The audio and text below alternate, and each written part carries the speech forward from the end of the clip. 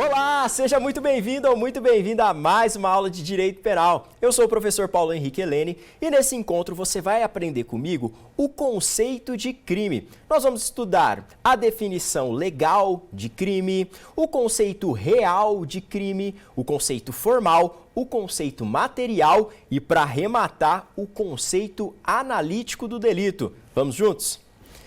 Bom, então, para começar esse encontro aqui, eu quero esclarecer que essa aula não será nada básica.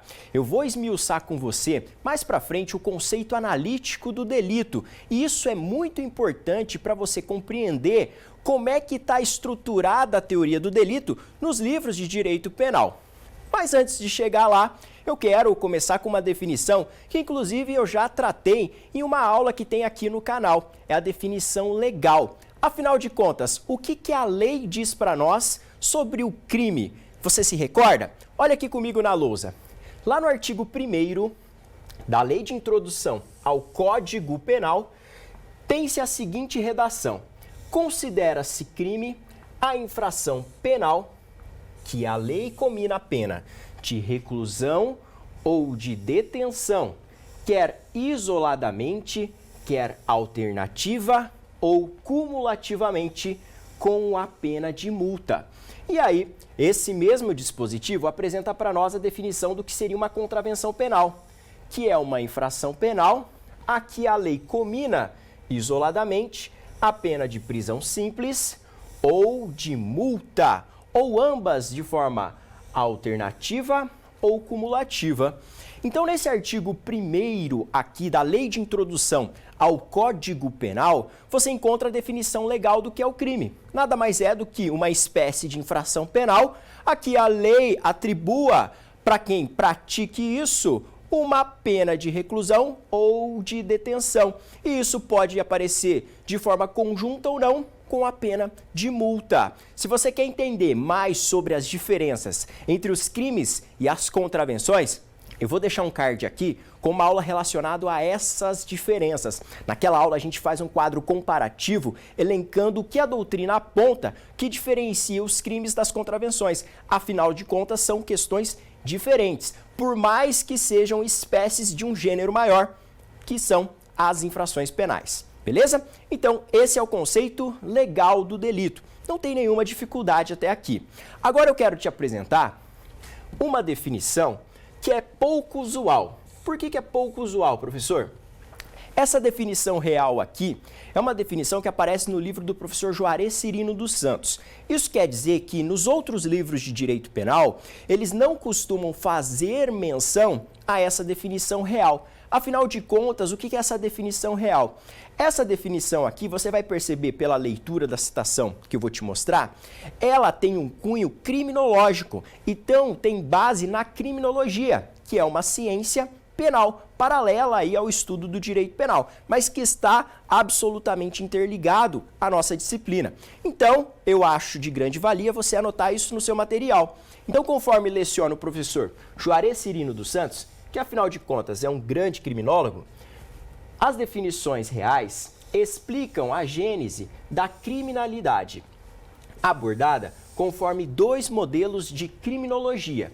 E aí ele apresenta o modelo etiológico, que aborda a criminalidade como realidade ontológica pré-constituída, explicável por defeitos pessoais determinados por causas individuais. E aqui ele apresenta as teorias biológicas, genéticas, instintivas, etc., ou por causas estruturais, teorias sociológicas, de desorganização social, de aprendizagem, etc.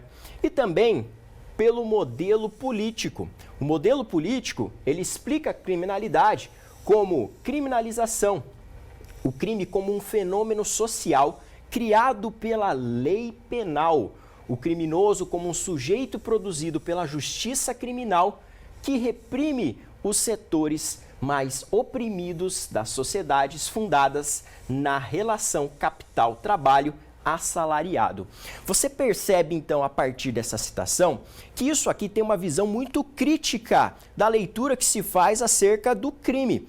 Então, isso tem uma visão aqui relacionada à criminologia crítica, que foge um pouco do nosso objeto de estudo aqui em Direito Penal. Por isso que você não vai encontrar essa menção na maioria dos livros, mas eu achei de grande valia você ter essa noção de que a criminologia também estuda o fenômeno crime, a partir dessas várias variáveis aqui que eu elenquei.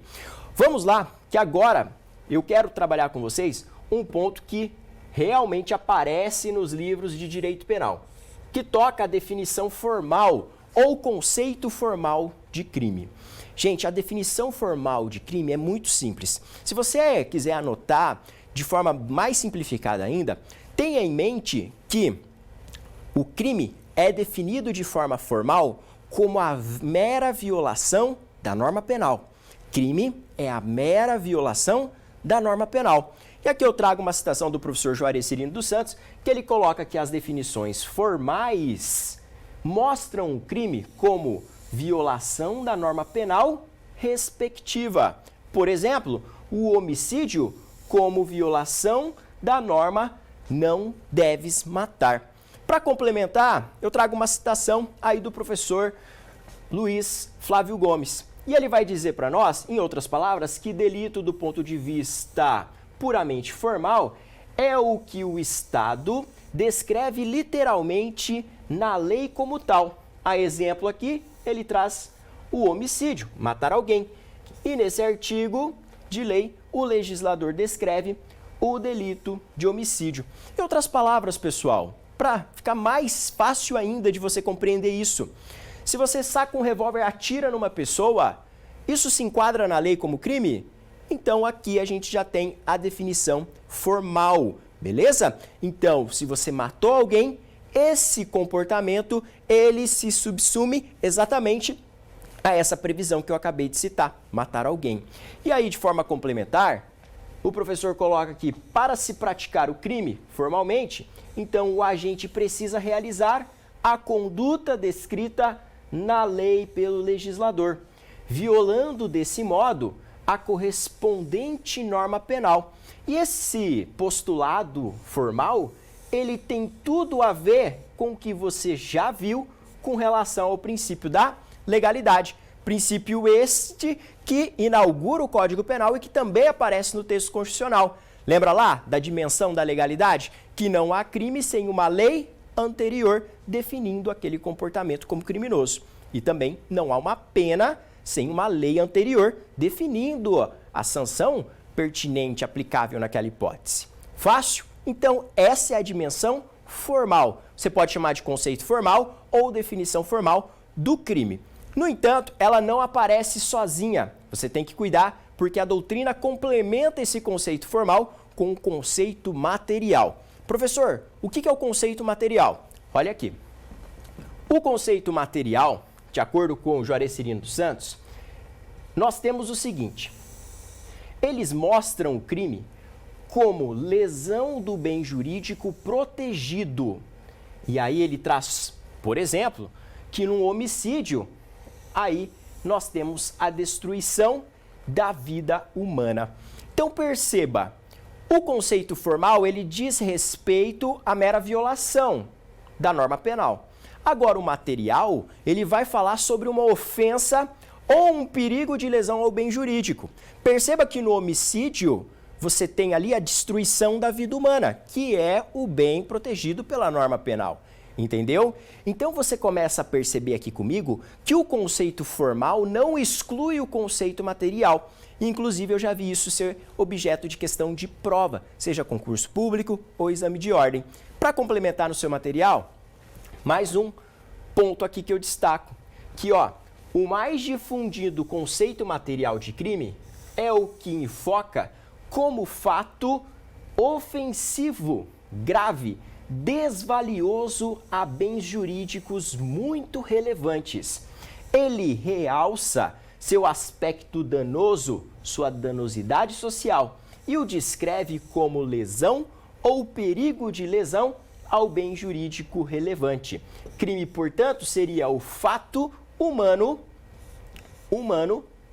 lesivo ou perigo ofensivo a um interesse relevante. Ok? Beleza? Isso aqui tem tudo a ver com outro princípio que você também já estudou lá no comecinho da faculdade.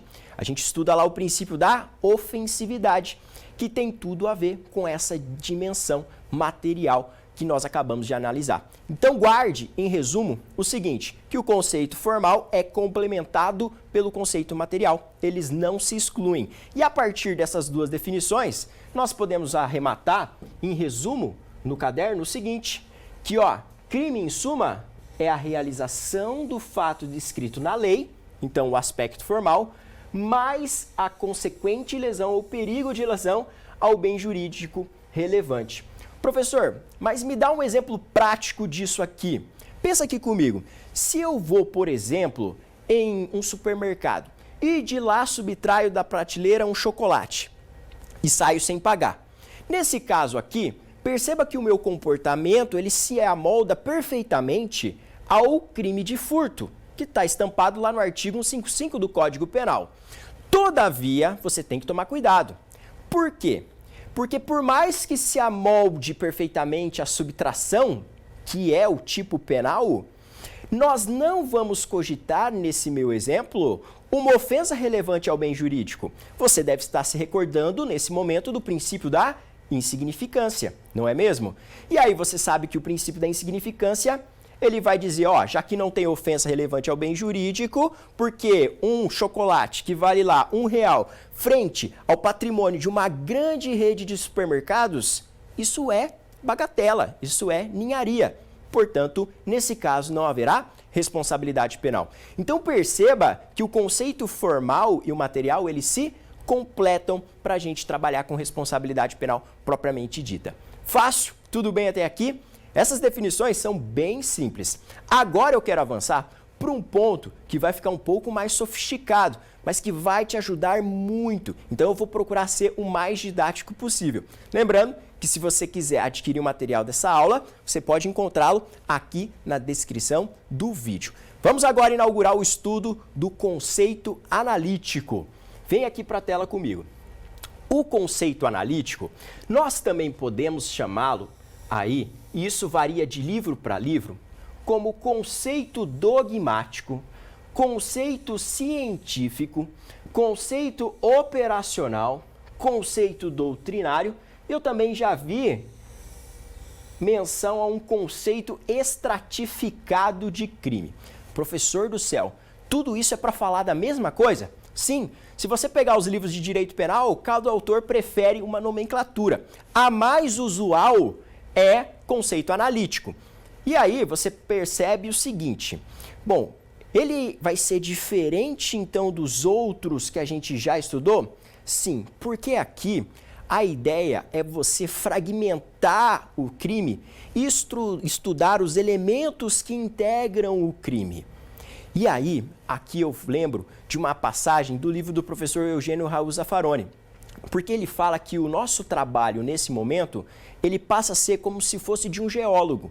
Porque o geólogo, o que ele faz? Ele pega uma rocha e para estudar essa rocha, ele parte a rocha.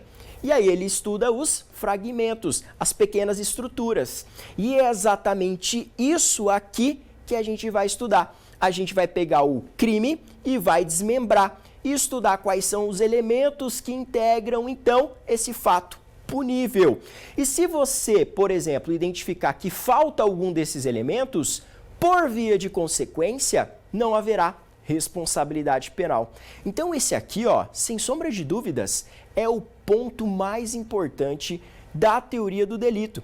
É a partir daqui que os autores, nos livros de direito penal, nos cursos de direito penal, nos tratados de direito penal, eles estruturam a teoria do delito, ok? Então, preste muita atenção no que eu vou falar a partir de agora, beleza? Principalmente porque existe uma divergência com relação a essas estruturas, ou seja, a esses pressupostos de punibilidade do fato punível. Não é uniforme na doutrina a conceituação analítica. E você vai perceber se você começar a adquirir livros, se você for até a biblioteca e pegar o livro de um autor, de outro autor, você vai ver que haverão ali algumas divergências. E essa aula vem exatamente para te dar essa dimensão, para você identificar, tal autor segue tal linha, tal autor segue tal construção. É exatamente para isso que eu estou aqui, para facilitar seu estudo. Então vem aqui que eu quero te apresentar a primeira definição. Bom, há quem entenda ser o crime, do ponto de vista analítico, somente fato típico e antijurídico. Essa corrente aqui, nós costumamos chamá-la de corrente bipartida. Afinal de contas, ela trabalha, então, com dois elementos que integram o crime. Memorize, fato típico e antijuridicidade, ok? Se você já ouviu falar sobre o conceito de crime, em outras oportunidades eu também já talvez tenha feito menção, que o conceito majoritário ele é tripartido, que crime é um fato típico, ilícito e culpável, ou fato típico, antijurídico e culpável. No entanto, essa vertente aqui diz para nós que a culpabilidade ela está fora do conceito de crime. Crime seria, então, tão somente esses dois elementos aqui, correto? E tome muito cuidado. Com relação à culpabilidade, vale uma observação. Coloca aí no seu material. Com relação à culpabilidade. Coloque lá, asterisco ou OBS, 2 pontos. Para esta corrente, a culpabilidade nada mais é do que um pressuposto para a aplicação da pena e não integra a estrutura do crime. É um mero pressuposto para aplicar a pena, a culpabilidade, correto? E aí você já percebe então que a culpabilidade está fora do crime. E quem que adota isso, professor? A gente tem uma corrente no Brasil aí que é capitaneada pelo professor René Ariel Dotti, pelo professor Damásio de Jesus, pelo Mirabete, pelo Delmanto, pelo Kleber Masson, ele também é filiado a essa ideia aqui, até o professor Luiz Flávio Gomes, que eu várias vezes cito aqui na sala de aula, ele é vinculado a uma ideia de teoria bipartida, beleza? Então, esses livros aí desses autores vão trabalhar com esta perspectiva, que vai diferenciar da maioria da doutrina. Por isso que eu faço menção aos nomes dos autores nesse momento. Vem aqui. Existe daí uma outra corrente que seria bipartida, só que não segue a mesma linha de raciocínio ali anteriormente trabalhada. É a do professor Juarez Cirino dos Santos, que entende o crime, do ponto de vista analítico, como tipo de injusto, e ali ele fala que está abarcado pelo tipo de injusto a ação, a tipicidade e a antijuridicidade, e ele trabalha com a ideia de culpabilidade. Fica bipartido porque ele coloca a questão da ação, antijuridicidade, dentro daquele primeiro elemento, tipo de injusto.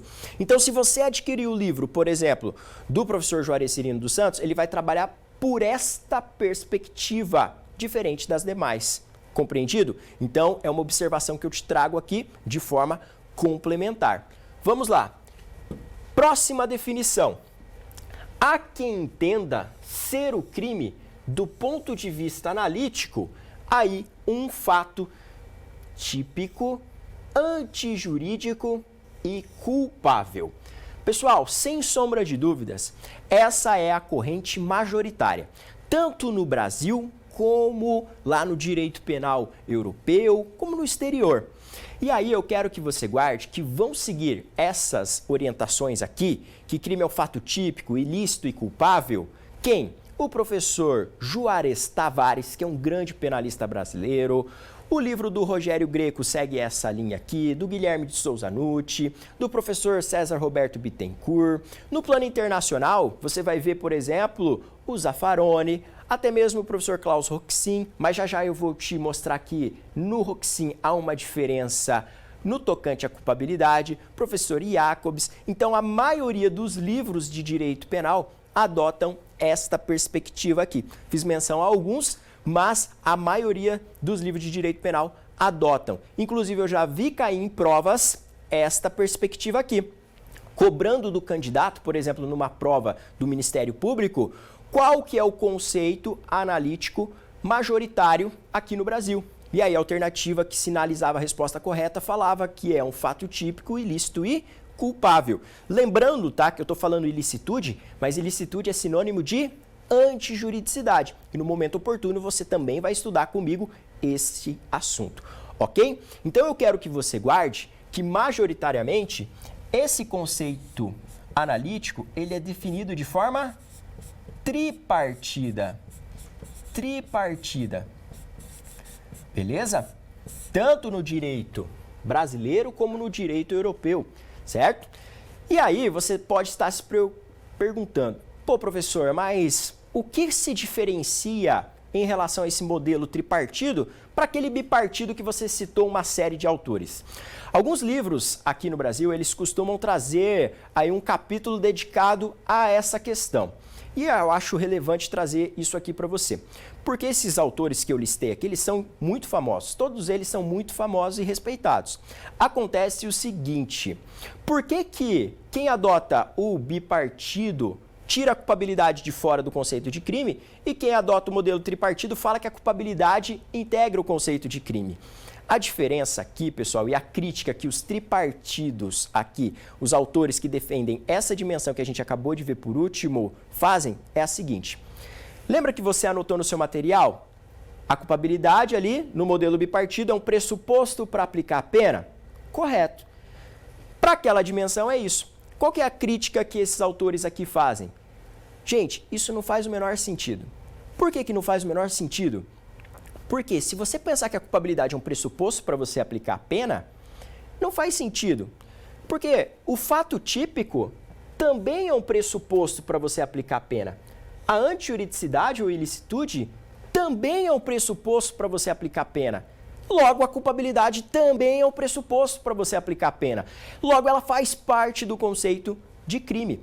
Outra crítica que se faz é a seguinte. Olha só, isso aqui geraria uma confusão.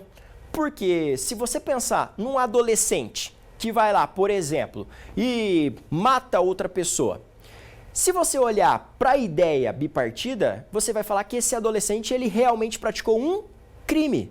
Porque ele praticou um fato típico, tem previsão legal, uma conduta, ele foi lá e matou outra pessoa, é antijurídico, porque é contrário ao ordenamento jurídico. E aí você teria um crime praticado pelo adolescente. No entanto, se você olhar lá no Estatuto da Criança e do Adolescente, você vai ver que o adolescente ou a criança não praticam crimes, eles praticam atos infracionais. E aí, quando a gente aprofundar no estudo da culpabilidade, você vai ver que a pessoa só tem imputabilidade, então só vai ser considerada imputável quando ela completa os 18 anos de idade. Logo, aqui, se você adotar um modelo bipartido, não faz sentido essa ideia lá do ECA, geraria uma incompatibilidade. Então, eu quero que você guarde o seguinte, que essa vertente majoritária, ela se amolda a esse sistema, porque vai falar que o adolescente, nesse caso, não praticou um crime. Por mais que ele tenha praticado um fato típico ilícito, ele não é culpável, porque ele ainda não tem a imputabilidade. Você vai ver comigo que o artigo 26 do Código Penal fala sobre a inimputabilidade. E aí, esse adolescente, ele não vai estar sujeito a sanções penais. Ele não vai ser preso, por exemplo. Aqui a gente não trabalha com as penas privativa de liberdade, restritiva de direitos ou pena de multa. Você vai trabalhar com aquelas sanções lá do Estatuto da Criança e do Adolescente. Então, se ele praticou um fato equiparado a um crime, isso não é um crime, isso é um ato infracional e ele estará sujeito a medidas protetivas ou medidas socioeducativas previstas no ECA. Compreendeu isso aqui? Então, essas as críticas aqui apresentadas por quem defende essa linha tripartida frente a esses autores que defendem essa linha bipartida. Majoritariamente, os livros falam o que esses autores cometeram foi uma confusão ao retirar a culpabilidade desse conceito de crime. Compreendeu isso aqui? Tranquilo? Então, essa é uma divergência que a gente tem aqui no cenário brasileiro, ok? Avançando, eu posso te afirmar que a doutrina vai além. Se a gente verificar os modelos funcionalistas, aprofundando bem mais no estudo da teoria do crime, vai aparecer um grande jurista, um grande penalista chamado Klaus Roxin. E o Roxin, ele é vinculado à ideia tripartida. Então ele defende então que o crime é um fato típico e ilícito. Só que no lugar de chamar a culpabilidade de culpabilidade, ele troca o nome, ele chama a culpabilidade de responsabilidade. Porque quando a gente for examinar, por exemplo, o Roxin, você vai perceber que ele fala que no momento que eu vou valorar a culpabilidade do sujeito, eu tenho que ver se a pena ela é necessária naquele caso concreto. Então ele coloca um elemento a mais à culpabilidade, transformando ela no conceito de responsabilidade. Por isso que em Roxin, ainda que ele adote um conceito tripartido, ele vai trabalhar com a ideia de tipicidade, antijuridicidade e responsabilidade. Exatamente porque ele se diferencia dos demais autores quando ele fala que na responsabilidade você vai verificar se o agente imputável é ou não merecedor da pena. Ele fala sobre a necessidade da pena.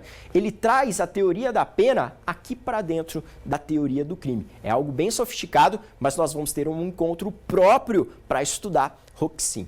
Ok? Vamos lá, adiante. Outro modelo que eu quero te apresentar, que você vai encontrar, seria um modelo quadripartido. Então vai ter quem entenda o crime do ponto de vista analítico como formado por 4 elementos: pelo fato típico, pela antijuridicidade, pela culpabilidade e pela punibilidade. Olha só, os autores que defendem a linha tripartida dizem para nós que a punibilidade não integra a questão aqui do conceito de crime. Por quê? Porque o conceito de punibilidade significa a capacidade do Estado aplicar uma pena para o sujeito, punir o sujeito. Então a punibilidade seria uma consequência do crime. Pratiquei um crime, o fato típico antijurídico culpável, aí nasce a possibilidade do Estado me punir. Essa linha de raciocínio aqui, de alguns autores, traz a culpabilidade para dentro do conceito de crime. Isso aqui é mais difundido na doutrina espanhola, tá? O professor Munhoz Conde vai trabalhar com essa perspectiva. Na doutrina italiana, Doltini, Marinucci vão defender essa perspectiva aqui. Então eles defendem que crime é um fato típico, antijurídico e culpável. E também punível. Eles trazem para dentro aqui do conceito analítico a punibilidade, tornando então um conceito quadripartido, tá bem? Tem um professor que é bem conhecido também, que escreve junto com o ex-professor da Unicinos, que é onde eu faço o mestrado, o professor André Calegari e o professor Eugênio Pacelli. No livro deles, eles defendem essa perspectiva aqui, tá bem? Quadripartida. O que mais? Olha só, aprofundando ainda nessa visão analítica, eu quero destacar para vocês um modelo que é adotado pelo professor espanhol Vives Anton e pelo professor Paulo César Busato.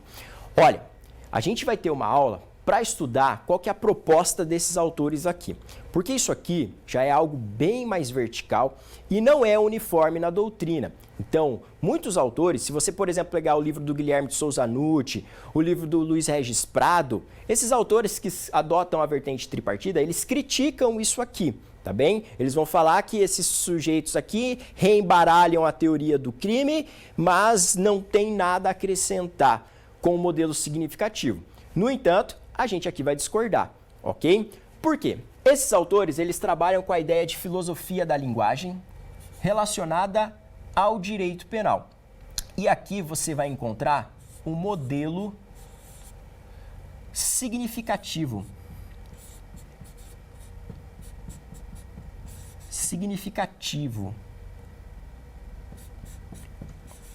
Ou também conhecido aí pelos acadêmicos como modelo de ação significativa.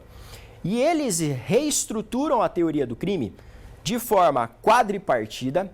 No entanto, eles mudam alguns nomes que a gente usualmente trabalhava. A ideia aqui é trabalhar, primeiro, com a seguinte estrutura: a pretensão de relevância, onde você vai examinar aí uma pretensão conceitual, e aí aparece já um novo conceito, que é o tipo de ação eles não trabalham com a definição de ação típica, mas sim de tipo de ação. E também esses autores trabalham com a pretensão de ofensividade, dentro da pretensão de relevância. Num segundo momento, para verificar a existência do crime, você vai analisar a pretensão de ilicitude. E é aqui que você vai examinar a parte subjetiva, o dolo ou a imprudência, e também a parte objetiva. É interessante notar que, por exemplo, se a gente estudar a legítima defesa, eu vou falar para você na aula, inclusive eu vou deixar uma aula relacionada com relação a esse assunto aqui. Se você estudar a legítima defesa de forma tradicional, você vai ver que a legítima defesa é uma justificante, uma causa que exclui a ilicitude. Ela exclui, então, a antijuridicidade, certo? No livro, o professor Paulo Busato chama a legítima defesa de permissão forte e ela ataca exatamente esse degrau aqui, da pretensão objetiva, ok? Para eliminar a responsabilidade penal. Num terceiro momento, deve-se verificar a pretensão de reprovação e é aqui que ele trabalha a dimensão da culpabilidade. E, por fim, ele trabalha a ideia de pretensão de necessidade. Aqui, a partir da ideia do Roxin, ele pega e também incorpora a teoria da pena dentro da teoria do crime, mas numa abordagem diferente do Roxin. É a partir da ideia dele e ele desenvolve uma outra sistemática. Para você ter ideia das consequências disso, no livro ele fala que, por exemplo, se eu reconheço a prescrição da pretensão punitiva, nesse caso não há crime, porque a prescrição da pretensão punitiva ou a morte do agente elimina a pretensão de necessidade e, por via de consequência, a responsabilidade penal. A gente é acostumado a estudar aquelas hipóteses do artigo 107 tão somente como causas que extinguem a punibilidade. No livro vai ter uma diferença de tratamento com relação àquelas hipóteses. Beleza? Tudo bem até aqui? Então eu trouxe aqui, na verdade, um panorama para você entender a estrutura deste livro aqui, do professor Paulo Busato e do professor Vives Anton, que é um professor espanhol. Busato, que é professor da Universidade Federal do Paraná, inclusive foi meu professor, então tenho grande prestígio por esse professor. Ele é um grande autor, inclusive é uma bibliografia que eu indico de forma complementar aos alunos. Afinal de contas, a forma como ele estrutura a teoria do delito não é a forma majoritária. E se, por exemplo, você vai fazer um concurso público, você tem que cuidar com o livro que você está adotando, tá bem? Por exemplo, o exame de ordem, ele não chega nesse degrau aqui, de você estudar modelo de ação significativa. Agora, se você for fazer um concurso do Ministério Público, isso aqui pode aparecer. Modelo de ação significativa já foi exigido em provas, por exemplo, de segunda fase. Então, você tem que verificar o nível de aprofundamento que o certame que você objetiva realizar, ele te exige. E se você for para a prática, meus amigos, aí para a prática você tem que ser o maior penalista possível. E dentro desse modelo aqui, que a gente trabalha aliando a teoria à prática, fica muito bacana você estruturar suas petições, seu modelo de ação aí dentro de uma causa, ok? Vamos adiante porque não acabou. Tem outras dimensões ainda com relação ao conceito analítico. O professor, por exemplo, Luiz Flávio Gomes, ele no momento que ele dedica um capítulo do livro para falar do conceito analítico, ele pega e fala que existe até dimensões quinto-partidas, que fazem a seguinte estrutura.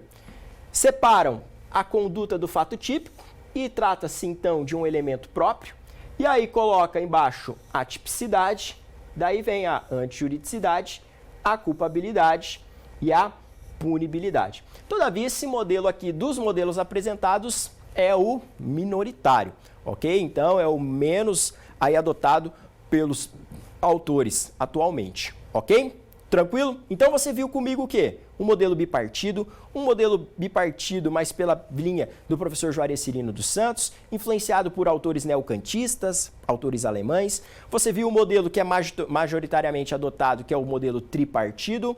Vimos o modelo quadripartido, vimos o modelo apresentado pelo professor Vives e vimos aqui até o modelo quinto partido.